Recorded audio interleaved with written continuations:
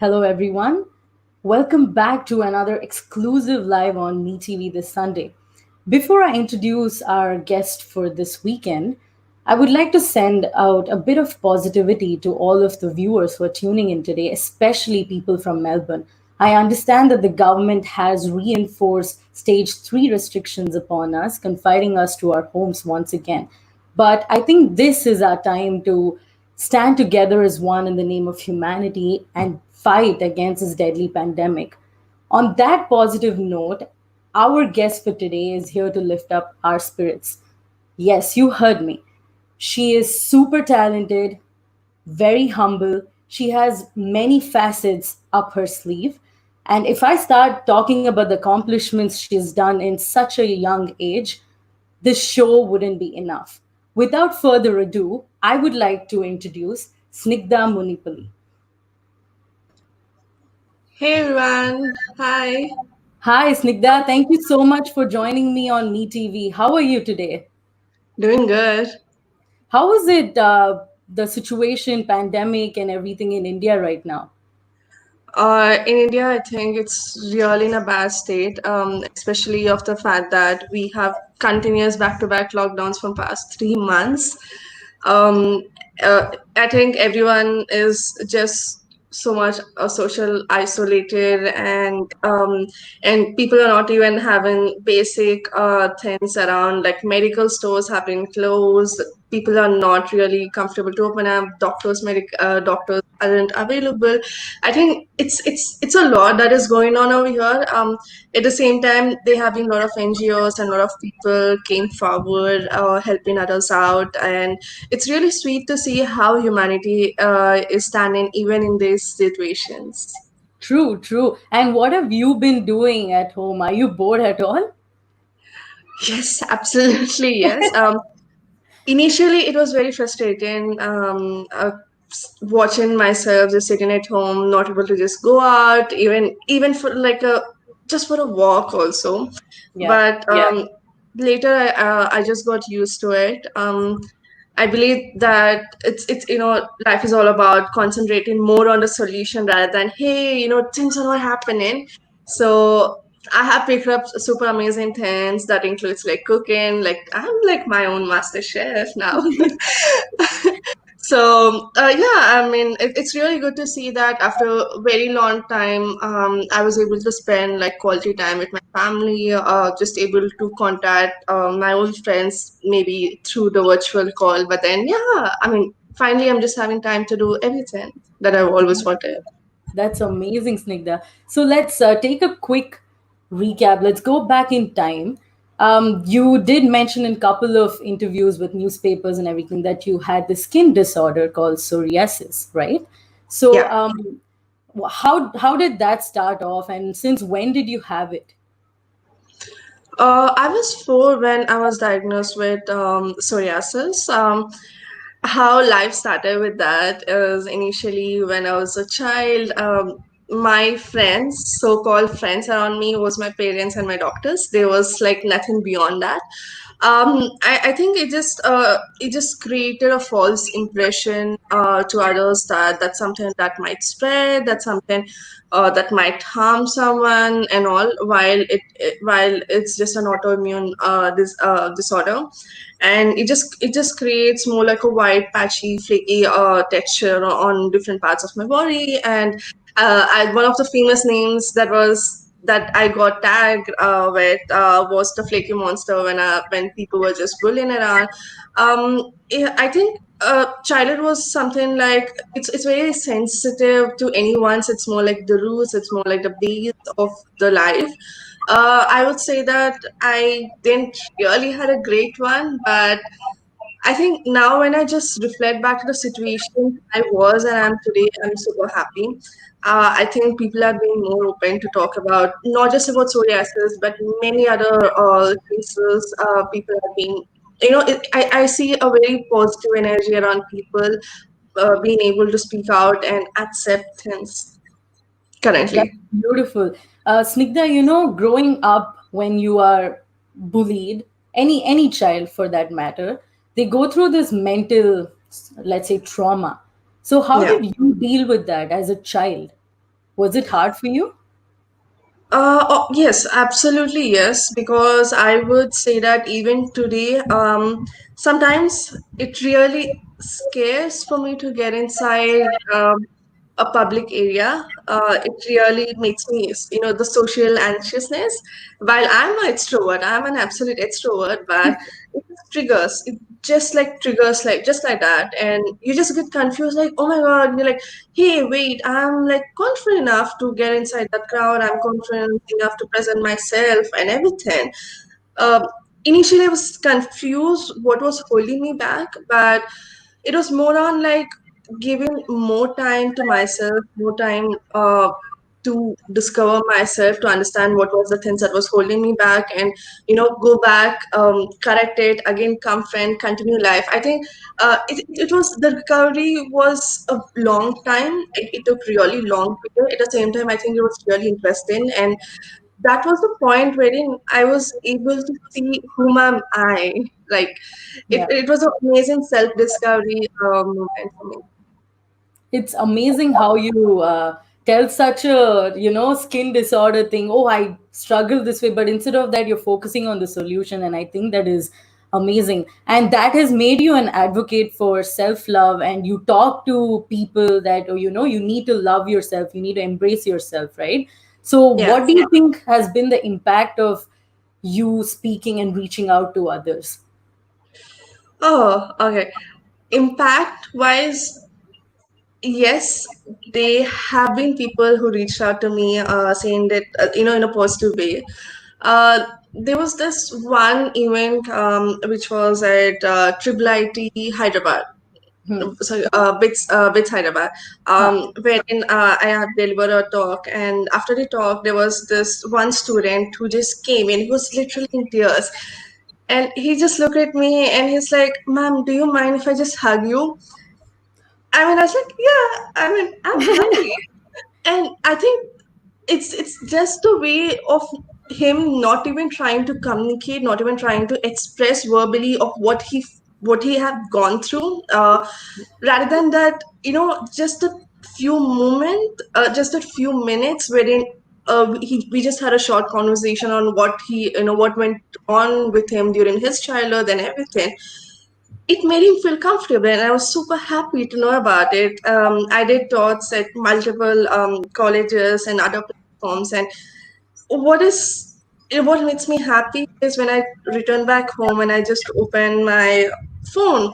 I receive messages. I receive messages from the faculty saying that, "Hey, this is what my students think about you," and I'm like, I'm really happy that I'm able to create even the tiny bit of impact that I could.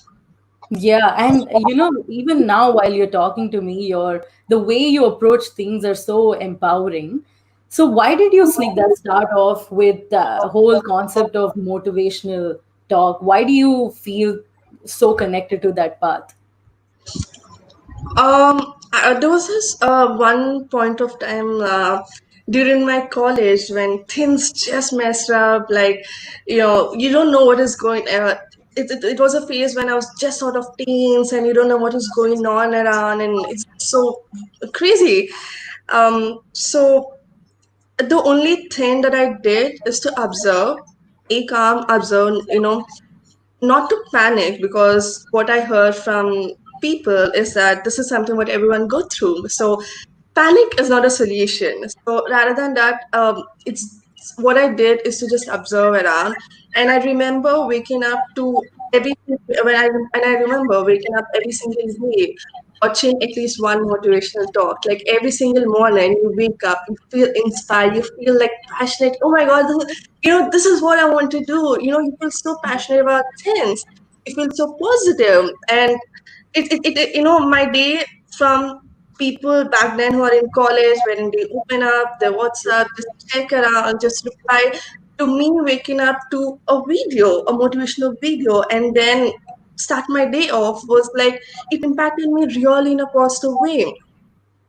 And like me as a motivational speaker, more than that, I think it's more on like sharing the learnings that I could gain from my life. I never really, I never share like, hey, you know what, you should do this. Rather than that, uh, I share in a way that I show them the paths, something that I would say, like, hey, if you do this, this is the thing that you're going to get at. This is the thing you're going to get at on this path.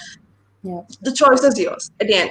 Yeah. Never, like, one thing I have learned and I keep, repeating to myself is that never tell anyone what to do. Give True. explanation. Yeah. Let them take a choice, and if you're their well-wisher, hold them back. Yeah, yeah, beautiful, beautiful. And Snigdha, besides being an advocate for self love, you also voice your stance against sexual assault, right? And you have also counseled a lot of sexually abused victims. So, why do you feel the need to reach out to these people? The need to reach out to these people is because there are very few who are speaking about it, who are being open, who are creating that platform for these victims. Uh, when I started initially doing it, I realized the fact that these people are getting crushed with their emotions. They are not able to move out of it. Indeed, not even just moving out of it, they're not able to understand the situation they are in. They're not able to understand what is right, what is wrong, whom to be blamed, is it myself? And majority of the time, it's especially with women, they blame themselves. Yeah, Regardless, they wear full hand sleeves, regardless they wear sleeveless, regardless of what they wear or what they do, when were they out or anything. I think it's just a way that things are around wherein people have been like, it's just a society norms that I would say, wherein people tend, especially women, this category of the society have been used to self-blaming if something goes wrong. true. Yeah, yeah. So, and do you also think that this societal standards that is circulating in India has been the root cause of, let's say, the sexual assault and the self blaming of the victim? I wouldn't say sexual assault, but self-blaming truly. I mean, personally, what I have seen around is yes. Yeah, Um, and this is what I keep telling to a lot of women around me. Like, ask why. If someone tells you this is what you need to do, why? Simply ask why you're supposed to do. yeah. Uh, and if you're convinced with the response, do it. If you're not, fine, do it. Do things on your way. Yeah, yeah. And what is the status of, people now openly talking about, let's say, sexual assault or rape in India, do you think? There are many cases, Snigdha, that does come out from India, even today, which is really gruesome and brutal. But do you think things are slightly changing? Um, there's a there's a difference between having a conversation and creating the impact. I would say that India is currently in a situation wherein they're having the conversation, but about the impact is a later stage. Yeah, yeah, I agree, agree.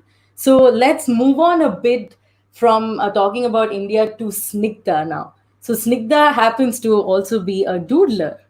Am I right? Yeah, yeah. So can you talk a bit about how did you connect with this art form?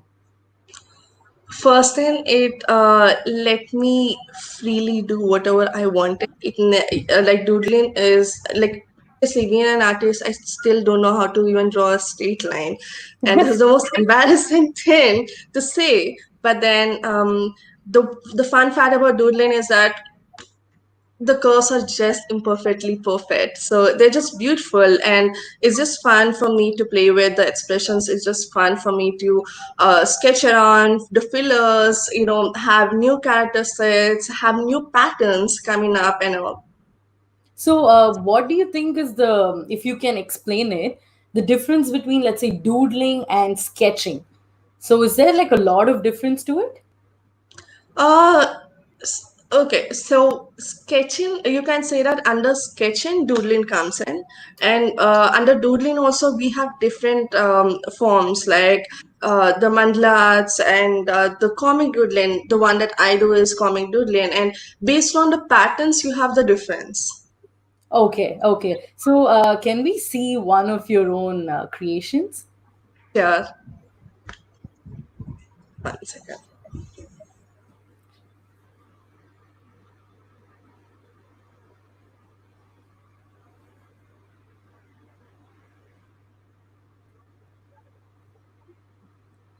Whoa. Oh, yeah. That's like a really big board. Yeah. So, can you explain a bit, like how did you do it and what was the inspiration? I was having my second art gallery, and it was one. So the different. I mean, the way that I experiment with doodling is that I don't just sketch on canvas or normal paper or anything. I love to experiment. Like I have my official travel bag wherein I have doodle every on it. I have my official shoes wherein I have doodle on them. So it's basically it's just more on for me. It's more on like, okay, how do I make something that is old, something that's about to be thrown away in the most fancy way, in something, how can I just reuse them? So Yeah. in that way I do. I mean, it was just like one day before my art gallery, wherein I wanted to do something like a big piece, and I just started with this. It took me the entire night to do that, because in doodling the thing is that there are a lot of characteristics that are involved. It's not just like a one piece Yeah. over there. It's like, trust me, there's lot of creativity, there's a lot of experimenting, there's a lot of characteristics that goes on to create a proper piece. Oh, interesting. Because this is the first time I'm actually meeting a doodler. So, hello. So, because I am aware of doodling, I've seen certain, like, Mhm. people drawing, sketching, and everything, but I didn't know the entire concept behind it. So, how did you first get introduced to this concept? It was a happy accident. It was just a happy accident. Um, Art has been a great inspiration, healing technique in my life. It's something that personally helped me a lot to grow in my personal life. And one of the art forms which I love the most is doodling. Before I get into doodling, I have failed terribly in and lot of art forms, and finally found the love of my life, which is doodling. It's fun. It's something that keeps your mind engaging every single time. It's more like how people see meditation. This is how I see it, because a lot of concentration that goes in, and it's just fun at the end. And Yeah. you don't have to be perfect. That's the beauty of doodling. That's amazing. So it's like you embrace all those All tiny those tiny. flaws too, right? You yourself are an individual like that. So can you tell that whatever you think and believe you are is what comes out in the form of doodling? In a way, yes, because you have a freedom to do what you want in doodling. So, as I said, it's like it's just playing with emotions, just playing with characters. It's just really not really being conscious about, hey, this line went wrong. And trust me, Yeah. in doodling, the most amazing thing is that even if something goes wrong, it's so easy to fix it. When you Yeah. compare with other art forms, very easy to fix it. You have Yeah. fillers, you have lot and lot of patterns that you can just like discover it up. Nice, nice. And are you planning to teach doodling to people in the future, or have you taught people already? I did, I did, especially in the schools. The best, I mean, doodling is something that what I've observed is that the kids just love it, and the way that I did was more like just giving them different patterns of faces, of it's eye expressions, or lips and everything. And I was like, just pick a face, just pick one character sketch from the nose section, just pick another one from the lips, or just pick another one from the hair, just combine and create a picture. And I was just like, it's basically more like pattern. It's like just a collision of lot of characteristics. Yeah, that's good. That's good. And you said that doodling was your way of, let's say, meditation and escapism factor, right? And besides that, you've also been introducing the singing bowl healing therapy. Am I right? Yes, So, can you talk a bit about the therapy itself? sure. So singing bowl, again, another happy accident. Um, when I was traveling, I found this interesting musical instrument, which is singing bowl.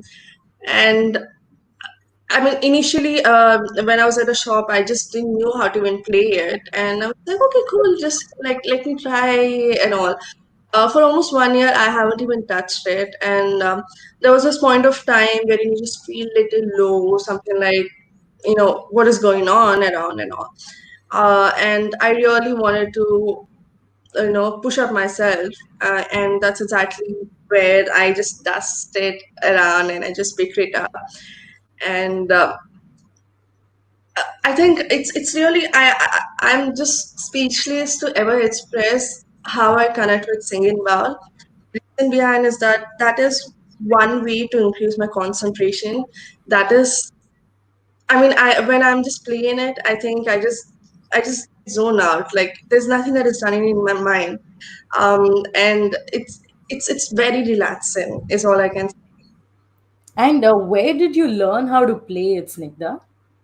Um, First thing, YouTube video. Although, just a heads up, if anyone is interested to learn singing bar, I mean, initial times, trust me, just feels very impossible because you require a lot of concentration to play it. But at the same time, it's just practice. Yeah, yeah, definitely. And you also happen to put a classical spin on it, Yeah, right? yeah. So, how did you think of that? Why did you think a classical, take would make it much more relaxing? So singing bowl with a classical take. So it happened that I had reached out to one of my common friend, yeah, common friend, who's Vishnu. He was an amazing classical singer, and when I just saw his performance, I was like, "Hey, I really need to collaborate with this person." And when I just collaborated, when we were just jamming, I just love I just love the environment around that we were able to create. It was just amazing. It was double the impact of what singing ball alone can do, I would say. And for people and singing ball, how people connect is that people who are into kind of like deep meditation, who understands the basics of it, and who have been practicing. I think it's a lot more easy for them to connect. But for a very general crowd, singing bowl is not, I mean, I don't think I felt that it may not be able to connect so soon. That's Yeah. exactly, I needed something that people are aware of, that is classical singing, which I can use it as a base and just collaborate with singing bowl and just make a workshop out of it. That was And it quite went really smart, well. actually. That It was, went really well. yeah, yeah. And you did perform this, right, in front of a crowd. How effectively did it reach out to them? So I had a request to the organizers to have only 20 participants because it was in a room, and we wanted to close we don't want any noise. We wanted to close every single window, every single door, just make it as small as it could. And it turns out to be almost 60. And Oh. I just walking in, and I was just like, and I was just in a panic. I'm like, Vishnu, where are going? Where are they going to be seated? We literally removed the chairs. Still, people are sitting down. It was like people are just coming in and in, um, and then it was really, I didn't expect that, but at the same time, the impact that we were able to create, they were really really happy about it. Yeah, I think more the people made you also feel like, oh, you know what, I need to do this right. Were you nervous at all, though, when you started? Yes, because that was my first workshop with Sing and Baul, especially of the fact that that was at HLF, which was like quite good, quite huge event, Yeah, and we were just doubtful about the combinations, about the timing, mainly the timing, and especially we cannot talk because it's a yeah, complete silence around, right? So the way that we are going to communicate, and since he'll be singing, he's just going to be concentrating on that, and as I said about singing ball, one miss, like just a single moment, you just miss your concentration, it's gone. I mean, the tune is completely gone. yeah, yeah. So it was just difficult. We were just worried about the timing. Yeah, yeah, yeah. So, can we have a look at the singing bowl and can you perform a small piece for us? Yes, sure.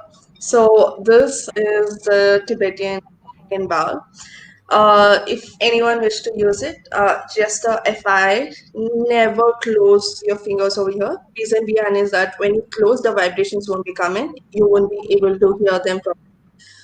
So always flat, and this is something that you can use to initiate it. So it just goes like I give a single vibration. So I just hit it and the vibration starts. And when I play around, it is using those basic vibrations. So it goes something like,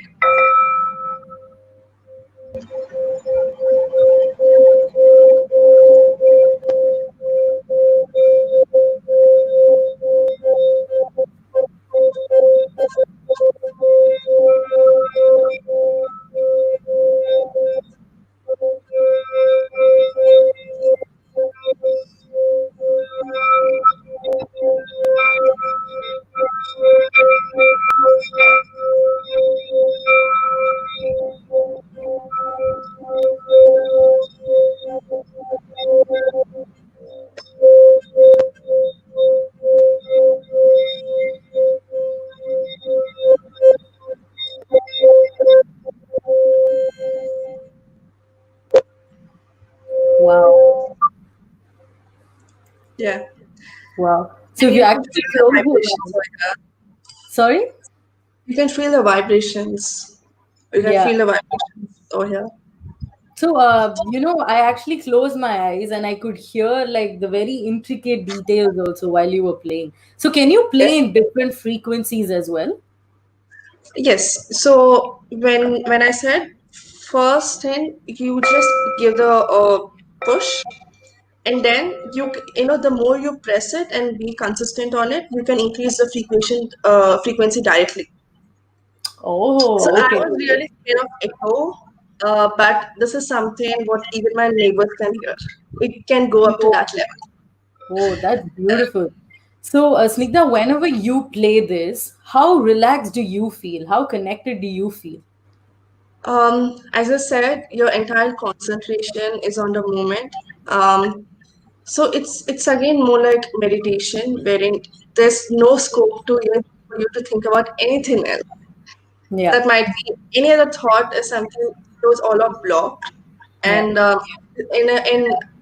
as I said, you were able to feel those frequencies, right? It's very soothing. That's beautiful. So Snigdha has like so many talents. Like there's like layers of talents, and I have to unravel each one of them, and it will take like entire lifetime for me. So how did you manage actually to capture so many things, accomplishments, I would say, and still give time for yourself? I always give time for myself, regardless of any situation. Some days, there are some days wherein I just take my lunch to my room, sit alone, no Netflix, no phone, no human contact, nothing. Just sit alone and just have it. I mean, it's just bliss for me, like spending the little time. And that there are times during the parties I just go out from the crowd, maybe go near the poolside area and just dance on my own. Like there's no one around, and it's basically more like I give a lot of time to myself. Privacy is something that I'm obsessed of it.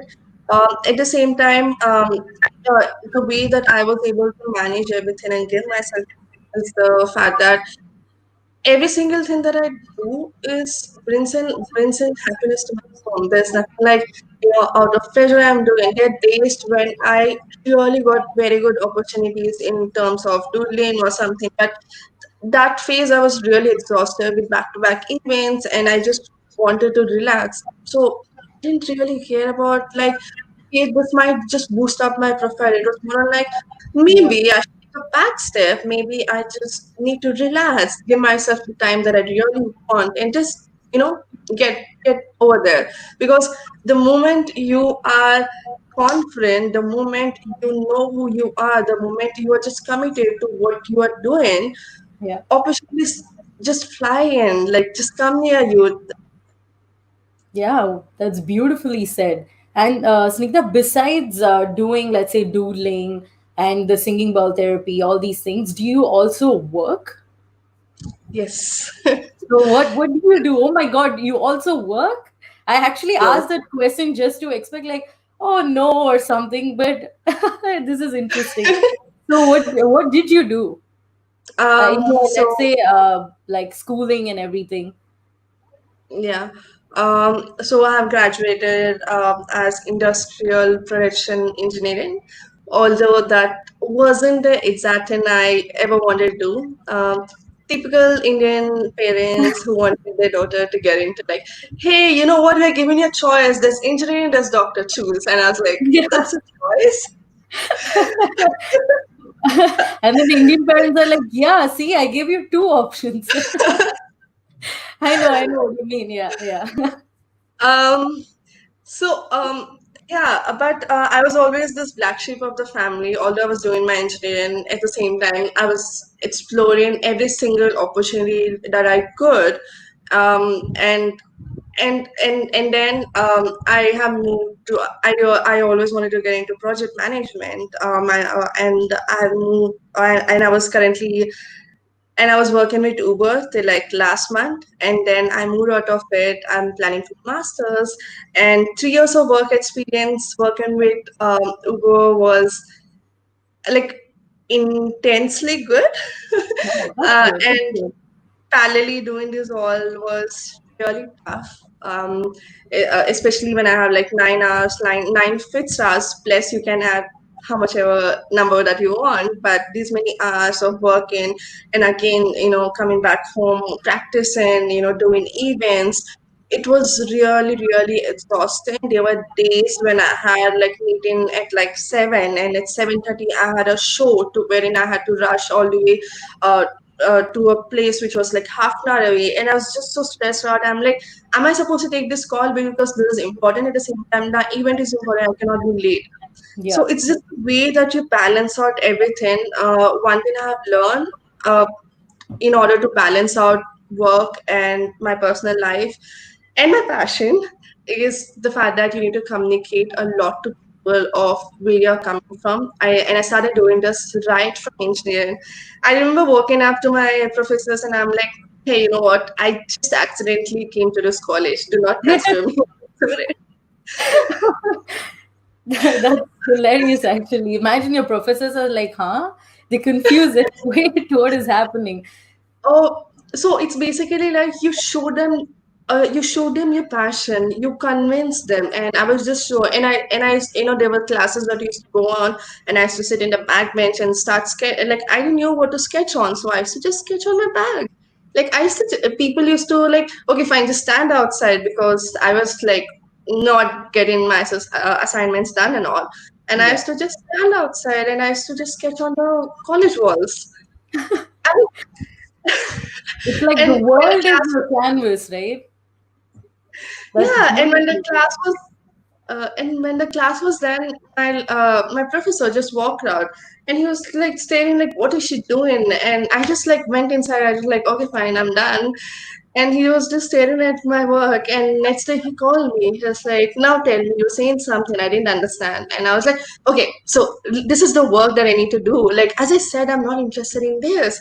And it's just a way that you keep showing your progress. And in my case, although I have moved to the next year and all, although those professors weren't teaching yet, I went back to them to show what am I growing, like what am I doing. I think it's just a way that you show continuous progress, because I completely respect the fact that they were very cooperative. And it goes the same at work also. It's Yeah. just a way that you keep communicating. Remember the people who help you. Walk back to them, see if they need any help, or just have a chat. Yeah, yeah, yeah, that's beautifully said. Communication is very vital, you know. And Snigdha, managing, studies and your passion is very difficult. And of course, I understand because even I am something to be passionate about. So, despite being like exhausted, how do you still, continue to empower others? Okay. Uh, I would say what I have, again, it just comes down to observation. What I have observed is the fact that people make philosophy complex. People, I mean, people really make decisions in a very complexity way, in a very complex way. And for me, what I have learned is that is simplicity. Hmm. Simplicity in your choices, simplicity in your thoughts. Try. And for me, arts was something which helped me to avoid a lot of lot of unwanted thoughts, a lot of unwanted things, uh, reduce overthinking, which is like wow, Which like is, yeah. which is like a huge success to me actually. um, and when I just look at people, I completely understand where they're standing, because somewhere I was in their shoes few months back, or few years back, or few days back, and I know they have an amazing energy, and I just wanted to help even a little bit to blossom it. Beautiful, yeah, beautiful. And Snigdha, your work was recognized in the Amnesty International, if I'm right. So, Yes, yes. how did you feel? What was your initial feeling when you heard that? Were you like really excited? Yes. It was the first time when I was like 18, 19, around like 18, 19. I never got really exposed, like out of college, thing into like a lot of art communities or any kind of previous experience in giving interviews. And there was this one journalist who flew all away to Hyderabad to kind of see my work, to understand the concept, to kind of like have the conversation with me. And for an 18 years old kid, it was a big thing. Like, Yeah. you know, because I just could not breathe when I was like very hesitant back then, and I was just very uncomfortable to kind of like catch up with her at some XYZ place wherein I didn't know that even exists, and she all the way came to my college because I wasn't really comfortable to go, and and that was just something which I never expected. Maybe I mean I never really took that email seriously, but it it just went in, and I just had like a chat with her for an hour. And I just loved the way that she was able to carry herself. I just loved the way she was able to construct her thoughts. I just loved the way she had this open mindedness wherein I didn't have back then in my surroundings. And I'm like, this is something that I wish to create a platform for others to share. There's this thing that I always have in most of my posts. I mean, not really like a social media person though. It's the hashtag free from judgments, and that's a hashtag which is close to me, because I always believe to create a platform wherein people are just themselves. Yeah. Yeah, that's beautiful. Hashtag free from judgments. I'll make sure I trend this on Instagram, like hashtag free from judgments. So you happen to also love traveling, right? Yes. So can you talk to me about the kinds of places you like to visit? You like to As in, what, like, when you travel, you would have in your mind like an idea that, oh, if I go to this place, I will find this. And that is the okay. beauty I want to see. Like that, what was, or let's say, what was one thing that still is etched in your memory? Uh, when I okay, so majority of my travels are solo travels, and being a South Indian, South Indian woman, solo traveling, everything was like really.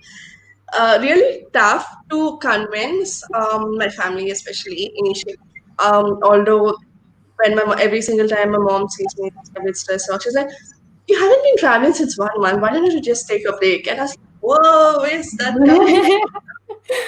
It's hard coming from like a brown parent, right?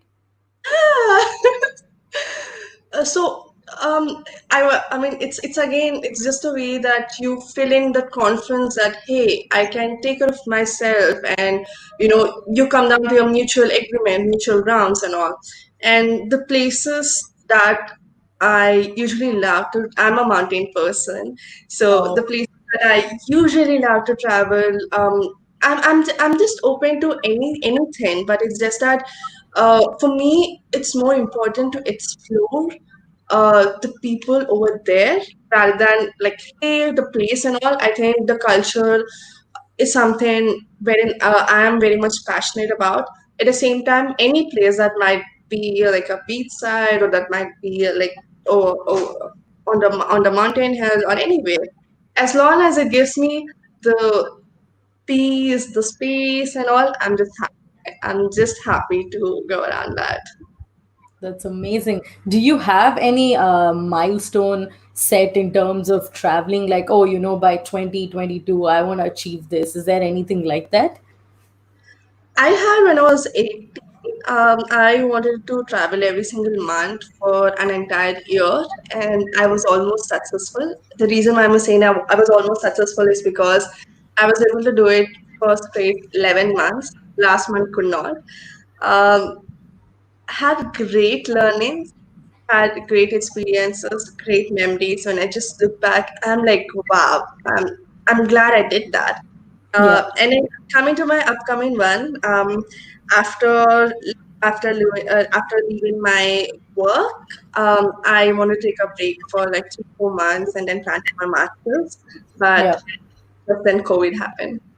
No, it's okay. But I think you at least reached a bit, right? Like 11 months is still not bad. That means you could cover whatever you set out for, and And that's that beautiful. was having my work life in parallel and the doodling and everything happening. So, how, like, just explain it to me in one word, okay? If you can describe Snigdha, what would it be then? 2 words. Okay, Calm, two words. composed. Sorry? Calm, composed. Beautiful, beautiful. And is that where your poetic side also comes out? Calm and composed? Yes, it's just the observations. It's just the fact that over a period, after a period of time, I reflect rather than react. So, um, it's just a single statement, but it takes a lot of practice. I guess it took a lot of practice for me to reach to that situation. And initially, poetry and storytelling was more like a speech for me. It just free yourself. At the same time, you add rhythm to it. At the same time, you add beauty to it.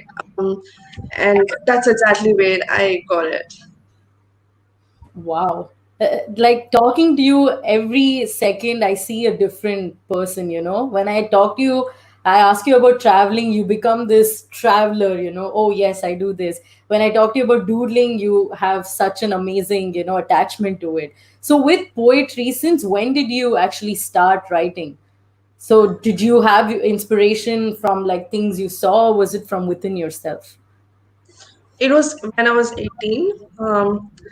Uh, when I just mentioned about like kind of like having a messed up life back then in college. Um, I needed a source to express myself. I wasn't that great at communicating, especially my emotions. At the same time, I was always finding a way to hide. I was always finding a way to not have those conversations. While it is always recommended and healthy to have any kind of conversation.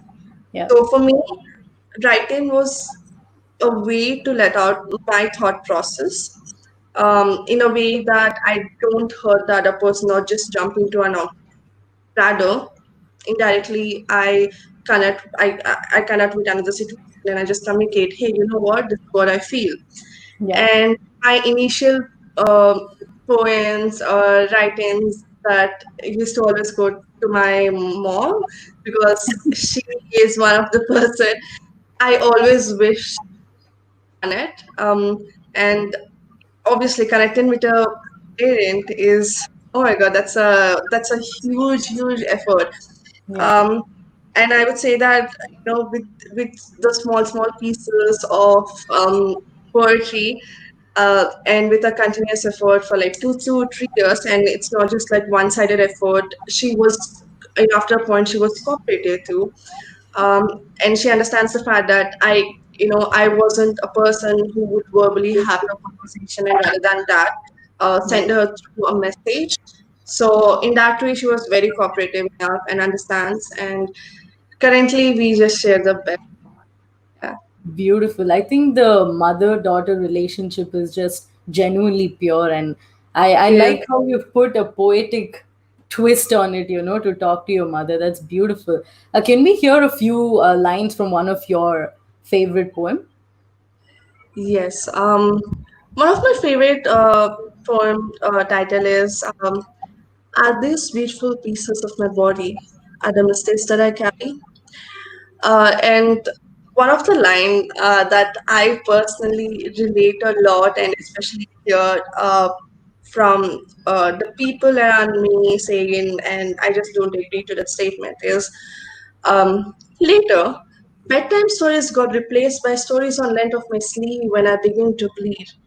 Morals were forcibly taught, not explained, and over mistakes were blamed. So it was really, I think for me it was a tough transaction, from being this independent child, being this person wherein your family is like, hey, do whatever you want and everything, um, and it's just such an amazing surroundings to, when you just go into teens and you just get out of it. It was very tough, phase, especially the way that things are in India, and the mindset around, when I just walk into my college, or any other community or any other surroundings, it's just a different mindset than what I have. And there were days when I blamed myself, and there were days when I just wish I don't have these thoughts, wherein I just want to Yeah. kill these thoughts, wherein I'm like, okay, maybe I'm just too wrong, wherein I was just looking myself as a criminal, literally. And at the same time, it's just a way that you your thoughts. It's Yeah. because my mom told this amazing thing that she read in some WhatsApp forward. It basically says that, you are the artist of your life, and you are, imagine that you're on a stage performing, and rest every single person is just in the audience. That's how your life is. Yeah. You perform good, people are just going to praise you. Perform bad, people will just walk out. At the end, it's you and the stage, which is your life. There's Wow. nothing more. That's really insightful. I think mothers always give the right advice, right? And they seem to understand life really good. So, Yeah. Snigdha, before I wrap up, I just wanted to talk about one really important thing, and you are openly discussing it, mental health. So, can Mhm. you talk a bit about how has things changed? How has the scenario changed in India in terms of people openly discussing about mental health these days? From okay, so initially, almost years back, it was a taboo. Um, but today, there have been a lot of organizations, there have been a lot of communities. Mental health is also a subject these days in majority of the schools and everywhere. I think it's the transformation going on, and I'm really happy uh, to witness it, to be a part of it. Um, at the same time, there's always a long way to go. Mental health is a huge topic, True. and especially I believe that when you just talk to someone very closely, every single person have been in a very tough situation at some point of their time. Few were able to just get out of it, still struggle, but it's just that people don't really openly speak. about it because of having the fear of being judged, having the fear of people not able to understand. Especially, there was this very funny. It wasn't. It was very disturbing actually for me to see that there was this one friend of mine. She was just opening up regarding her mental health, her situation in the past, and all. And there was this another friend who was like, "You just have to think positive," and she just walked around, and I'm like, "It's not how you respond." I think one thing that I would really want to use this platform to tell others is that try understanding the situation, try understanding what the other person is going through. Yeah. Sometimes you may not even have the solution. In case if you don't have the solution, just acknowledge it.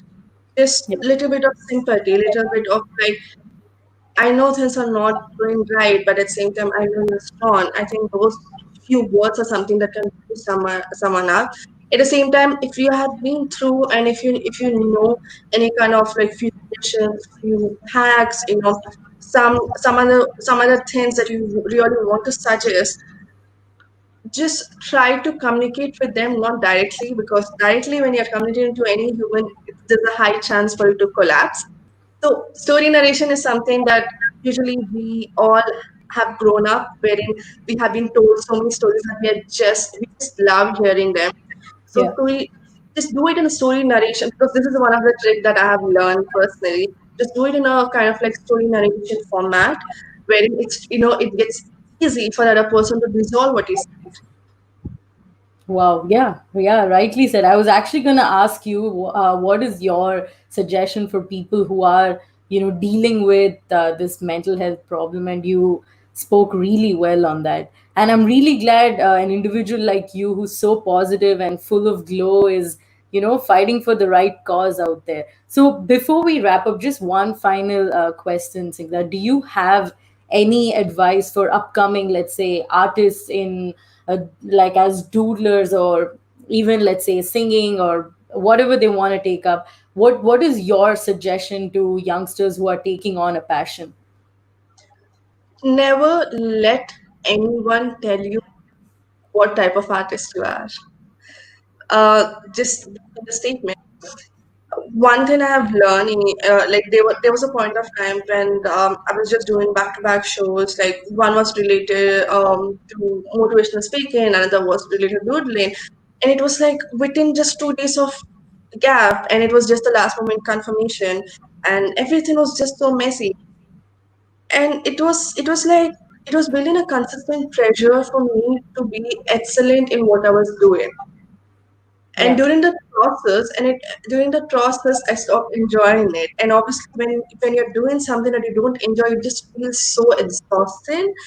And at the same time, one mistake that I did was giving a chance for other people to ever tell me what am I up to, what is my art up to. Never give the chance. Yeah. Just you. And you think you're an amazing artist, you're amazing. Think you need to better, you just then better do it, like work on it, and that's it. You are the ultimate person to judge your own artwork. Yeah. But yeah, Hashtag free from judgments. Yeah. absolutely. At the same time, please be open to receive feedback, understand what they really wanted, see if things can work out. If you think if it's better, take it up, or else avoid it. But yeah, be open to receive feedback as much as you can. Yeah, beautiful, beautiful, Snigdha. Thank you so much for joining me on Me TV. It was truly an honor to have you, and it was amazing talking to you about the kinds of things you're doing, and it's simply amazing. Thank you so much. Thank you so much, Manasa. At the same time, really big thanks to the MeTV for inviting me over here. It was like I just can't imagine. I just can't believe that we have passed 1 hour. It was It just was just really, like, yeah. yeah, yeah. It's really good experience. Thank you so much, guys. Thank you, Snigdha. And I hope you stay safe, considering how the lockdown conditions are in India, and stay home. Spend some quality time with your family, and never stop doodling, because you're simply beautiful at that art form. Thank you once again. And thank you for everyone who tuned in to watch the amazing Snigdha on Me TV this Sunday. I hope you all stay safe, stay home with your family once again, and together we can definitely find this pandemic. See you all next week, same time, with another amazing talent. Thank you.